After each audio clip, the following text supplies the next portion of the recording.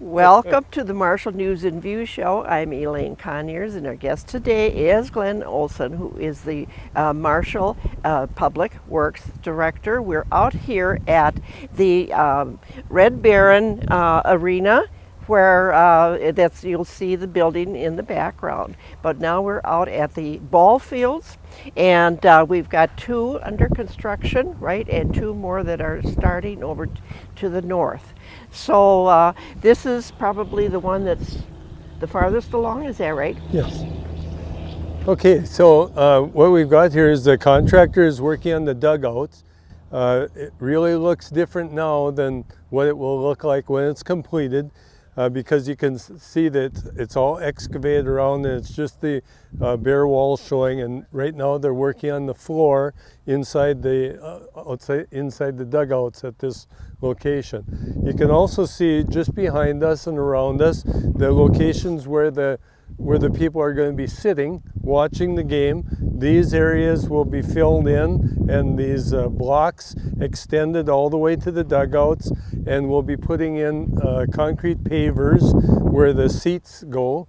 So it'll be quite a change once those get done, but it's nice to kind of see for the public the procedures by which all of this goes in, and you can get a little bit more knowledge about the costs of putting together something like this. It's not the easiest to do, but it'll be a nice facility when it's complete. What is this?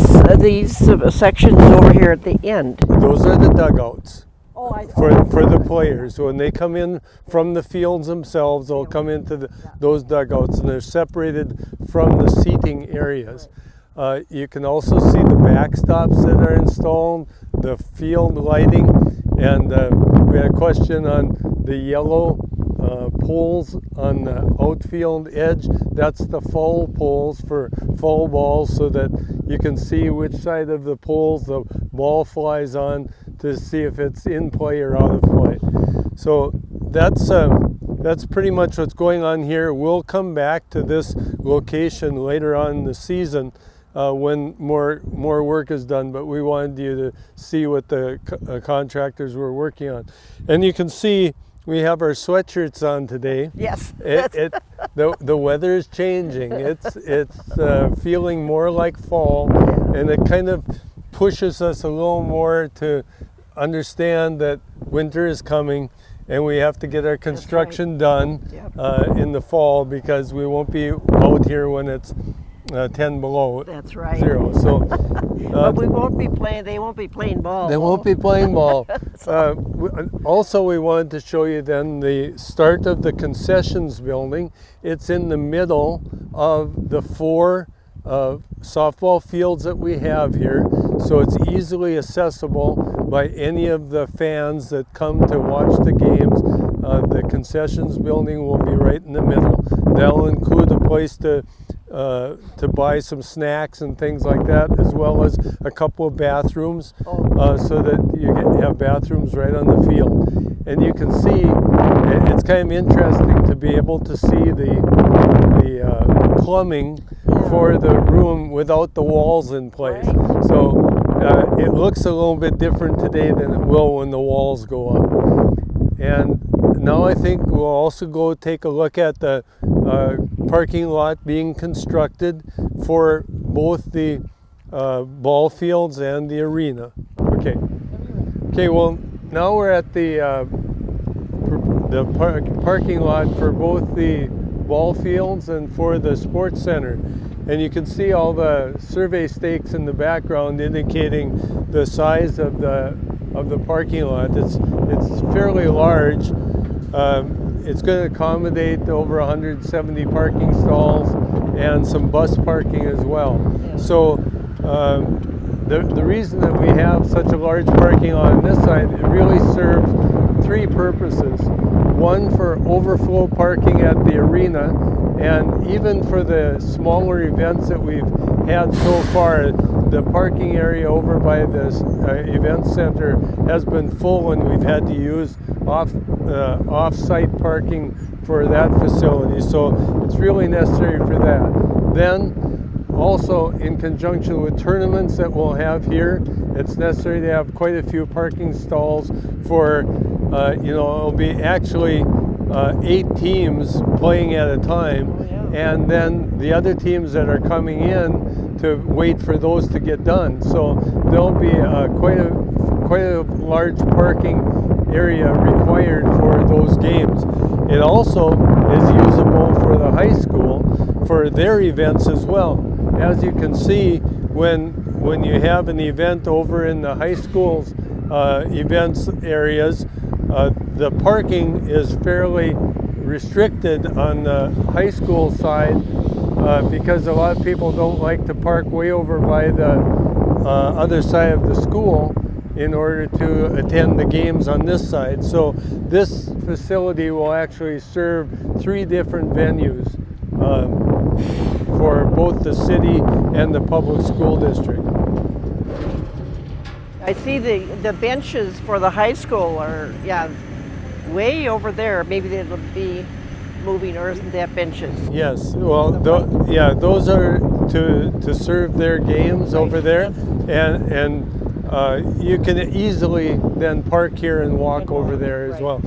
We also have a long-term plan of connecting the sidewalks and the bike paths through this facility and over to the school. So eventually you'll see more improvements over the years to make this a much more usable facility for not just the ball fields, but for the school and just casual walkers as well. You can also see in the background there the pond that we use. It's a stormwater detention pond that we made larger in order for us to use that water for irrigation of the softball fields as well as the high school fields as well. So the high school uses the water from this pond, and so do we for the softball diamonds. And that water comes from stormwater runoff after rain from the city streets. It comes all the way from Independence Park Pond. It comes through the pond by KMHL and the mall. It comes through the pond from the university, the Minnesota pond we call, and the Minnesota pond on this side of the road. So all that water from the street runoff comes to this pond, and then we can utilize that water for irrigation. So that will reduce our dependency upon MMU and the cost of the water, but it also reduces the amount of water that MMU has to pump and treat for the rest of the community. So it's a cost savings, and it's a environmental savings as well. Now, I have a question over there to the north. It looks like there's some people out there, and there's a kind of a yellow thing. Is that for the high school? That's all for the high school. And what would that be? Those are soccer fields. Soccer, okay. Yep, those are the soccer fields. Well, I sure learned a lot on these trips.